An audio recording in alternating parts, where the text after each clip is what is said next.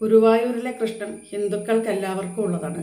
ഹിന്ദു മതത്തിലെ വിശ്വസിക്കുന്നവർക്കുള്ളതാണ്. ജസ്ന സലീം എന്ന കൃഷ്ണന്റെ പടം വരയ്ക്കുന്ന മുസ്ലിം തട്ടമിട്ട ഭക്തയുടെ മാതാപിതാക്കളെ ഹജ്ജിന് വിടാൻ വേണ്ടിയിട്ട് കൃഷ്ണന്റെ പടം വരച്ച് വിറ്റ് പൈസ കിട്ടിയിട്ട് വേണം.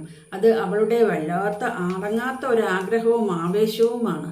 ഈ ആവേശത്തിനെ സംബന്ധിച്ച് ഞാൻ ഇന്നലെ ഒരു വീഡിയോ ചെയ്തിട്ടിരുന്നു.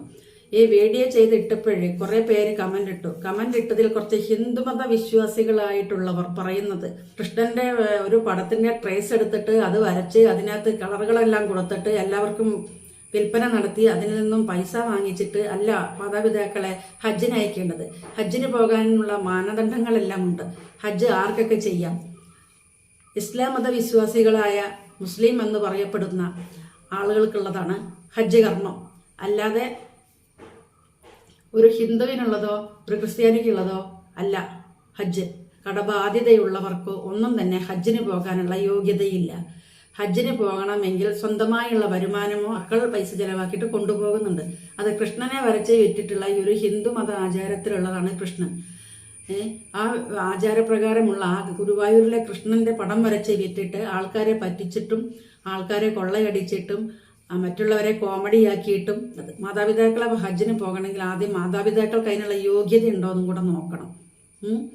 പിന്നെ ഇങ്ങനെ പോകുന്ന ഈ മകളെ എന്തുകൊണ്ട് ഈ ഹജ്ജൊക്കെ ചെയ്യാൻ വേണ്ടിയിട്ട് ഒരുങ്ങുന്ന മാതാപിതാക്കൾ എന്തുകൊണ്ട് ഈ മകളെ നന്നാക്കുന്നില്ല? ആദ്യം മകളെ നന്നാക്കട്ടെ, എന്നിട്ട് ബാപ്പാനെയും ഉമ്മാനെയും കൂടെ ഹജ്ജിന് പറഞ്ഞയക്കട്ടെ. ഹിന്ദു മതവിശ്വാസികളുടെ പടം വരച്ച് വിറ്റിട്ട് അതിൽ നിന്നും കിട്ടുന്ന പണം കൊണ്ട് ഹജ്ജ് ചെയ്യാൻ പോകുന്നുണ്ടെങ്കിൽ അത് ഹറാമാണ്. ഹറാമായതൊന്നും തന്നെ മുസ്ലിം മതവിശ്വാസികൾ ചെയ്യാറില്ല.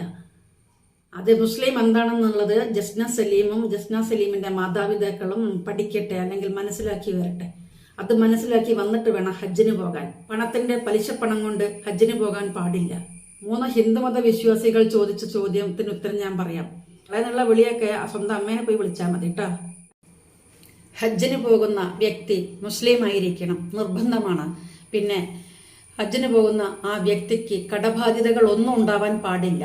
കടം കൊടുത്തത്, കടം വാങ്ങിയത് പണം കൊണ്ട് ഹജ്ജിന് പോകാൻ പാടില്ല. കടം വാങ്ങിയ കാശ് കൊണ്ട് ഹജ്ജിന് പോകാൻ പാടില്ല.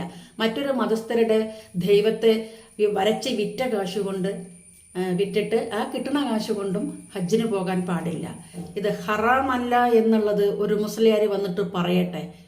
വരിക സലീം പറഞ്ഞത് സത്യമാണോ അതോ കളവാണോ, അവൾ പറയുന്നതാണോ ശരി അതോ ഞാൻ പറഞ്ഞതാണോ ശരി എന്നുള്ളതൊന്ന് തെളിയിക്കട്ടെ. അത് തെളിയിച്ച ശേഷം ഞാനിവിടെ നിർത്താം. ഈ പരിപാടി തന്നെ ഞാനിവിടെ